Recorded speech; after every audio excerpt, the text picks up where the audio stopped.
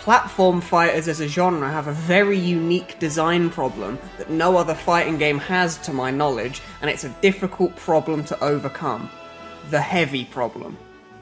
There are three main reasons heavies lose out in platform fighters. Their speed, or lack thereof, their size, and their weight. Firstly, heavies are slow. Platform fighters very heavily reward characters with good mobility. A character can have great options, but if they're slow, they have very limited access to those options. Their options become limited by their speed. If Melee Fox was as slow as Bowser, he'd be just as bad, if not worse. Heavies tend to be the slowest characters in the game, which would make sense, they're heavy, but this means that heavies can have a very hard time actually dealing damage to their opponent. Heavies tend to hit the hardest and deal the most damage, but that doesn't matter if they can't hit you with any of their moves. Secondly, heavies are big, meaning they have a much larger hitbox to fit with their large player model, so they're a much bigger target for your opponent to land hits on. This makes it much easier for your opponent to combo you. Finally, heavies are also, believe it or not, heavy, meaning they take less knockback. Someone less familiar with platform fighters might think this is a good thing. A heavy character's harder to kill because they take less knockback, right? Well, yeah, but taking less knockback also makes them much easier to combo, so they end up having a much harder time escaping the grasp of their opponent and they take more damage for it in the long run. Their issues are quite inescapable in most platform fighters. The idea that you can make up for a character's lack of speed by making them hit harder makes sense in theory, but in practice, hitting harder is completely irrelevant because they struggle to hit you at all.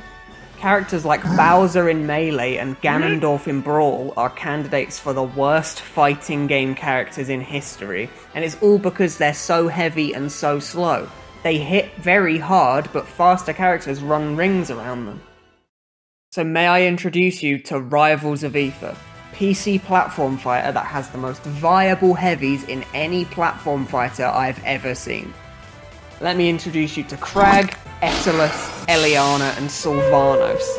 These heavies mostly suffer from the same exact problems that were mentioned previously, but they have a ton of moves that help cover their huge weaknesses that they have.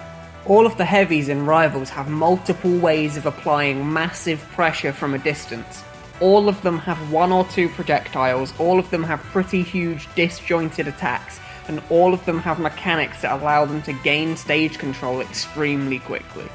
Crag has a rock that can be thrown or broken into small shards of unbreakable projectiles that fly across the screen. This allows him to hit you from literally anywhere on the stage. His down special also gives you a huge disjointed attack that travels across the floor and can be used to zone out enemies. Eliana has two missiles that she can shoot across the map, allowing her to hit you from anywhere on the stage. She also has these steam clouds that burn enemies who touch them, allowing her to zone out opponents. Etalus can cover the ground in ice with various moves, including unbreakable projectiles that fall from the sky, and the ice gives him bursts of movement speed via his dash attack, allowing him to pressure you and chase you from anywhere on the stage. Sylvanos has a number of attacks that are massively disjointed. Even his up smash, which is a kill move, can hit his opponents from 2 player lengths away, and he also has grass that allows him to hit you from anywhere on the stage. You're seeing a pattern. All of the heavies are slow, but their projectiles and disjointed moves allow them to control when fights start. They can choose to pressure you from afar or get up close and personal. The heavies all have pretty absurd kits by industry standards. If you put any of these heavies into other platform fighters, they would be crushingly overpowered. But let's take a deeper look at the two most absurd kits, starting with Sylvanos. Sylvanos is one of the most unique characters I've seen in any game, not just platform fighters. His kit has tools that on a fast character would be completely broken. He's just about the perfect example of what I'm trying to get at in this video. His kit shows just how far you have to go to cover the weaknesses that come with being slow and heavy. Sylvanos is a grounded zoner character with tons of stage control abilities.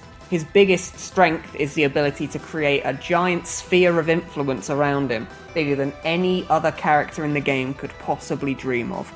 He has kill moves with giant disjoints like this and this. Most of his kit revolves around grass. Where he walks, he lays down grass that stays there until he leaves the surface for more than 2 seconds. He can also shoot these flowers around like this or like this. These flowers stop the grass from disappearing when Sylvanas isn't on the surface, but opponents can break the flowers.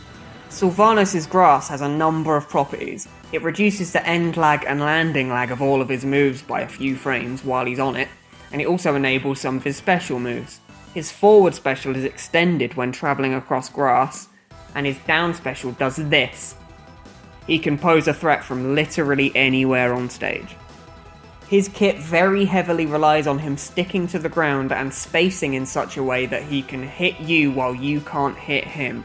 If you catch him with a combo starter, he will have a very hard time escaping it due to his size and weight, and he can be 0 to death easier than most other characters. He has some pretty good combo tools just based on how disjointed all of his moves are, and his recovery gives him the edge in edgeguard situations, allowing him to get back on stage very easily when he's off stage, or allowing him to chase his opponents off stage and still being able to beat them back to edgeguard them further. Sylvanas has immense stage control and immense range. Krag and Eliana share both of these traits to a much lesser degree, but let's take a look at the outlier of all of the heavies in Rivals. The final example I want to dive into is Etalus, because Etalus is a little bit different from the other 3 heavies. Etalus kind of breaks one of the rules. He's not that slow, or at least he can stop himself from being slow by using his ice to his advantage. Etalus has a number of moves that spread ice along the ground similar to Sylvanas' grass, but Etalus can't summon any attacks up from his ice, but instead he slides along it at lightning speed, changing his move speed from this to this.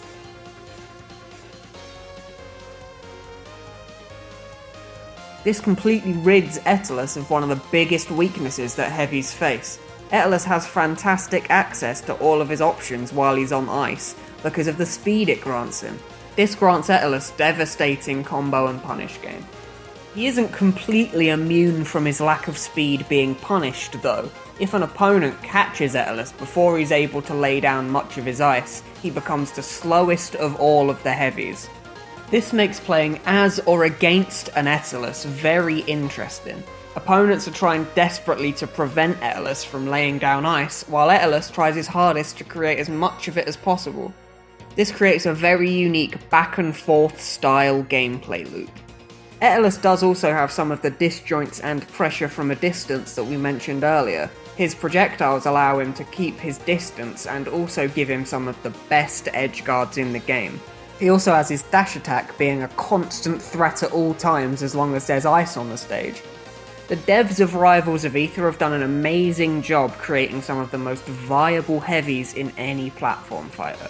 They've recognised the weaknesses of heavies and have given them ways to cover their weaknesses without completely removing them. The challenge with creating a balanced multiplayer game is enormous. I've made a video about this topic before, link will be down below, but that video focused mostly on unbalanced games. This video is dedicated to a balanced success story, a game that hasn't got anybody too weak or too strong, and a dev team that's managed to fix one of the weakest archetypes in gaming history.